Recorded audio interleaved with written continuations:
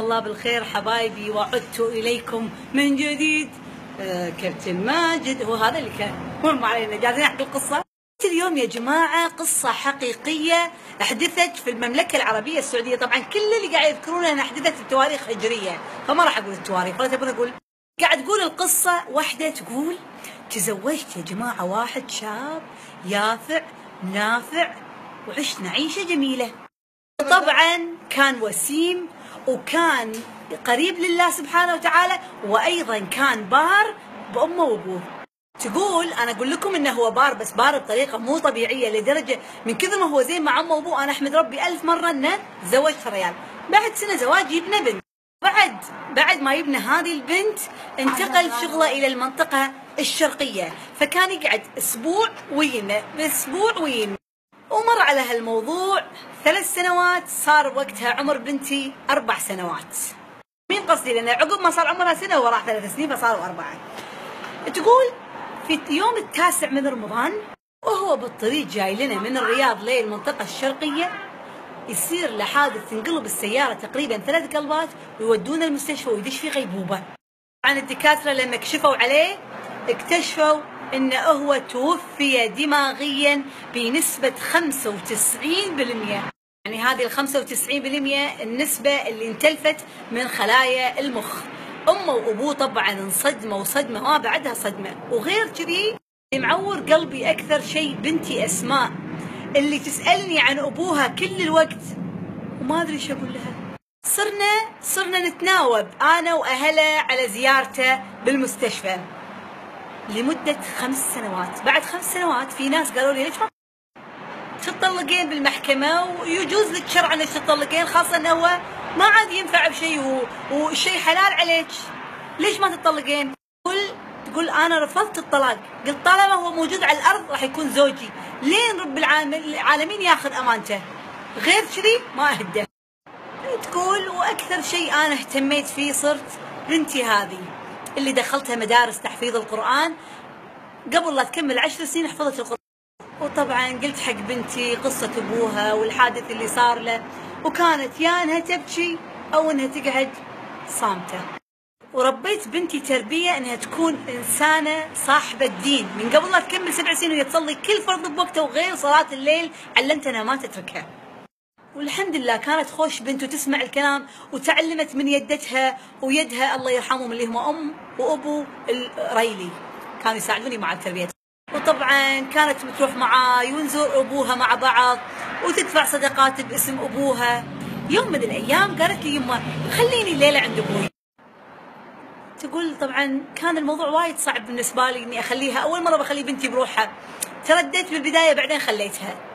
وقعدت عند ابوها وقرت سورة البقرة كاملة، ختمتها وهي قاعدة على راسه تقرأ وتدعي حق أبوها. طبعا أكيد الواحد لما يقرأ قرآن وشري سهران جت لها النوم ما نامت. قعدت فجأة إلا كان وقت الصلاة. هذه البنية طبعا قاعد تقول: توضيت وصليت. تقول وأنا قاعد أصلي كبس النوم على عيني ونمت وأنا أصلي. تقول ما أمداني غفت عيني إلا أسمع صوت أحد يقول لي: شلون تنامين والرحمن يقظ؟ وهذه ساعة استجابة، رب العالمين يجيب دعوة عبده وانت تنامين بهالوقت. تقول فجأة قمت وتذكرت شيء كان غايب عن بالي.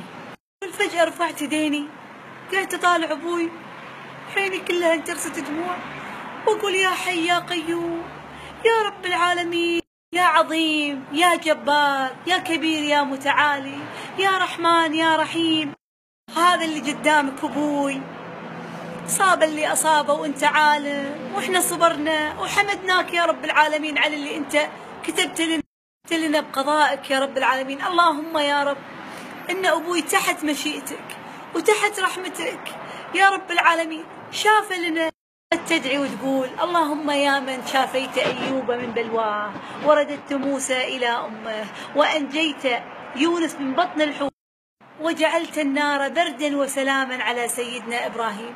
شافي أبوي وطلع من البلوى اللي هو فيها، يا الله يا كريم رب العالمين. قالوا لنا أن حالته ميؤوس منها فألطف فيه بلطفك. قامت تدعي لين غطت عينها ونامت. تقول نمت نومة عميقة قعدت من نومتي على صوت أحد يقول لي أنتِ منو؟ وش تسوين هني؟ تقول قعدت أتلفت منو قاعد يكلمني؟ تقول وعاد الكلام مرة ثانية ولا التفت ولا أبوي اللي قاعد يتكلم، وركضت ومسكت يدينه وبست يدينه، شو نقول لي وخري عني، حرام اللي قاعد تسوينه، أنت ما تحلين. استغفر الله استغفر الله، شلون تبوسين ديني؟ أنت منو عشان تبوسين ديني؟ أعوذ بالله من غضب الله. شو تقول له أنا بنتك أسماء. فسكت. من الصدمة هديت أبوي وطلعت أنادي الدكاترة أركض أركض أركض، وياهم كلهم وياهم دكتور أجنبي لما شاف أبوي بحصة قال بكلمة مكسرة سبحان الله. إنه يعني عربي مكسر فقال سبحان الله، وهم دكتور مصري قال سبحان الله من يحيي العظام وهي رميم. أبوي كان قاعد يطالعنا مستغرب مو عارف شو السالفة، فقلنا له صار كذي وكذي وكذي. المهم أبوي تأثر وقام يبكي قال الحمد لله ويحمد ربه ويقول رب العالمين هو الخير حافظ، هو اللي يتولى عباده الصالحين. يقول والله اني ما اتذكر الا حزه الحادث وبعدين ما اتذكر شنو صار. يقول والله احس كأن الزمن وقف عندي، لاني احس يوم وقت الحادث كنت ناوي اوقف ابي اصلي وصار الحادث. لا اله الا الله. ادري اذا انا صليت ولا ما صليت قبل الحادث، صلاه الضحى كان وقتها. تقول ام اسماء ورجع لنا وكان عمر ريلي 46 سنه. الله رزقني منه ولد لا اله الا الله بعد ما كان زوجي متوفي دماغيا 15 سنه. ولدي الحين بالسنه الثانيه يمشي. لا اله الا الله يا جماعه، لازم عمرنا بحياتنا ما نوقف الدعاء، لان ما يرد القضاء الا الدعاء والصبر. كاهو ريلي رد لي ولله الحمد عشنا عيشه سعيده. ولازم ما ننسى بعد في الموضوع بر الوالدين، لان ام وابوه كانوا يدعون له بعد. ولازم نفكر ان كل شيء بالدنيا امره بايد رب العالمين، حتى لو الاطباء قالوا ما دماغيه، حتى لو قالوا انه ما له علاج، لا علاج برحمه ورضا رب العالمين. لازم دائما يكون ايماننا قوي بالله.